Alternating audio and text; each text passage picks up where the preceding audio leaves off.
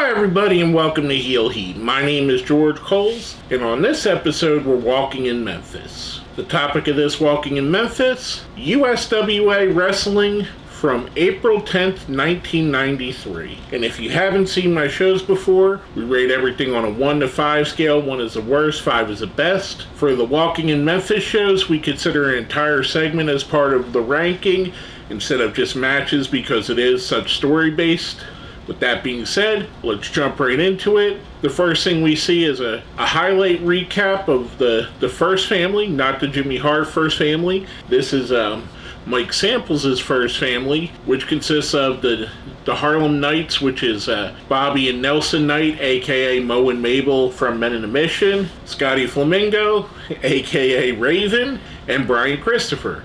And they're attacking the Moondogs, who at this point is Moondog Splat and Moondog Spot. Funny thing, Moondog Spot and Moondog Rex were two of the first wrestlers I ever met. I digress. They're, before I go off on a tangent on them, I actually met them in, I believe it was a Ponderosa, but I might be wrong. I don't remember. It was either a Ponderosa or a restaurant really similar to a Ponderosa, and they were just sitting there having dinner. I happened to recognize them. This was when they were in the WWF. And I happened to recognize them. I went over to them. They actually, and I lost it a long time ago, they actually gave me an 8x10 that they autographed for me. They were really nice guys, if I remember properly. I mean, I couldn't have been but maybe 7 years old, maybe, if not even younger. Anyway, so we see that video of the first family attacking the Moondogs. Pretty cool opener.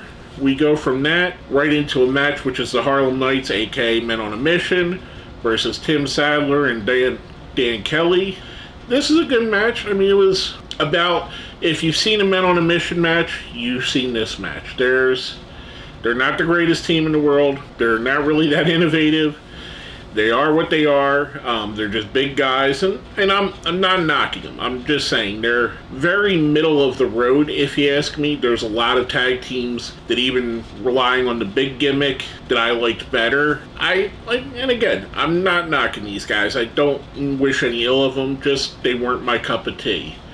The Harlem Knights do pick up the win here. I'm giving this a 3. Then we go back to another video where Brian Christopher and Scotty Flamingo are quartering Jeff Jarrett in the ring, which brings out the Harlem Knights. They all try to attack. That brings out the Moondogs and Jerry the King Lawler, basically leading up to the storyline that's woven all throughout this. Lawler's Army, as they're being called, which is, again, probably the 5th or 6th iteration of the Lawler Army, against the first family, which is definitely at least the second one that I know of, if not maybe more, because Jimmy Hart had originally had the first family there. So again, we're seeing that theme being woven in and out throughout the whole show, which is something I really enjoy of both CWA and USWA, because it's basically the same company, is they weave one storyline that they have, like an overarching storyline, and so they'll weave it all in and out through the show, which I rather enjoy. I think it makes a show move a lot better. It helps with the flow. It helps you understand who the important players are and why they're important. Now from that, we get Brian Christopher versus Td Steele. This was a solid match. Brian Christopher, a very good wrestler. A lot of people just know him for his Grandmaster Sexay version. But even that, I think he's super underrated, because if you watch his stuff in USWA, he is one of the best heels in the world at this time. And he really took a lot from his father and how his father acted as a heel, and he ramped it up even more. Christopher did pick up the win for that whole thing. I'm giving that all a 4. Next up, we get a video again, tying back into everything. Scotty Flamingo versus Jerry the King Lawler. We see them trade back and forth, false finishes, where Lawler eventually picks up the win, which leads us right into a match with Scotty Flamingo versus Jerry Truman. This is a long-lost nephew of Harry Truman. No, I'm just making that up. Don't believe me. Scotty Flamingo, you could see he had the potential to be something, and he wasn't Raven yet. But I still think if Scotty Flamingo would have carried on as a character, I still think that Raven or Scott Levy, the person, would have had success. I don't think he would have had as big a success as he did as Raven, but I think he could have carried this character and had a very good career. We're going to give that whole segment Raven Well, it is Raven, but Scotty Flamingo beats Jerry Truman.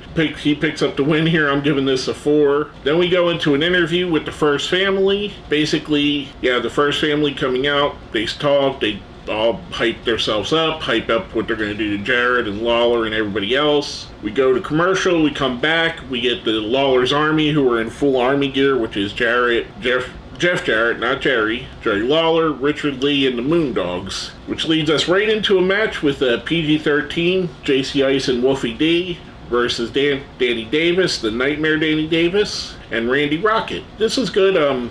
Flamingo's on commentary here, which is leading to a match that he's going to have with Randy Rocket that they show in one of the commercials. He kind of gets involved, leaves commentary. PG-13 gets Davis alone, and out comes the Master of Terror, who at the time Davis was feuding with, but the Master of Terror basically said, and they recapped this in an interview, and we'll get to that in a moment, but they recapped this later in an interview, that if he can't eliminate Davis from the company, then he doesn't want anyone to eliminate Davis from the company. They never said the winner, but I'm guessing that PG-13 won by DQ because, well, I guess technically not, because they started ringing the bell before the Master of Terror came out, so I'm guessing either the match was just thrown out, or Danny Davis and Randy Rocket won by DQ. They never really said. I'm giving this whole thing a 4. I thought it was good. Again, advancing storylines here, advancing something interesting, 2 unlikely tag team partners that are coming together to fight a common cause. From that, we get a taped promo from Randy Macho Man Savage, talking about coming in to beat up Lawler. I mean, it's the Macho Man. How can you not like anything he does? The guy is amazing. To me, he's one of the top 4 or 5 wrestlers in the history of the world. Going from that, we get an interview with just Jeff Jarrett and Jerry Lawler, basically talking about the First Family, talking about Savage. Then we get an interview coming off of that with Danny Davis talking about the Master of Terror, basically offers him, do you want to team up? We'll take care of PG-13. Master of Terror comes out, he doesn't talk, he just kind of stands by the curtain, gives a thumbs up, which we're meant to agree is a yes. I take it as yes. The commentary takes it as a yes. And that leads us to our final match in the main event of the show, the Moondogs versus the Shadow and the Scorpion. This was a pretty good match. I really enjoyed this. I'm a fan of the Moondogs. I like the gimmick, even through the different iterations of the Moondogs and the different guys that were in it. I always thought it was a fun gimmick. Yeah, they're what they are. They're just brawlers, really. But to me, I mean, there's just something fun about them. There's just something that's enjoyable. The match eventually does break down because all of the First Family comes out, then Lawler's Army come out, basically leads to a fracas. Moondogs pick up the win here by DQ. I'm giving that one a 5. I thought it was a really good piece of work between Savage, Jeff Jarrett, Jerry Lawler, the thing with Davis and the Master of Terror, and the Moondogs. I just liked it. I liked everything about that. Overall, I'm going to give this show a 4. I thought it was rather enjoyable, and I forgot to mention this in the beginning, but if you click down here in the description of the show, there's going to be a link to watch this. I do apologize now that if you never watch this, you're going to have spoilers, but again, it happened 30 years ago, so I think, and with the way the matches are, it's probably pretty obvious what the spoilers would have been. Again, overall, I'm giving the show a 4. I thought it was highly enjoyable. I really enjoyed the way that Memphis was booked, and it just goes to show you, with what was probably a rather small budget at this time, they were putting on as good, if not better, shows than the big guys in WWE, WCW, that they were doing at the time. They were basically, AWA and World Class were already gone by this time.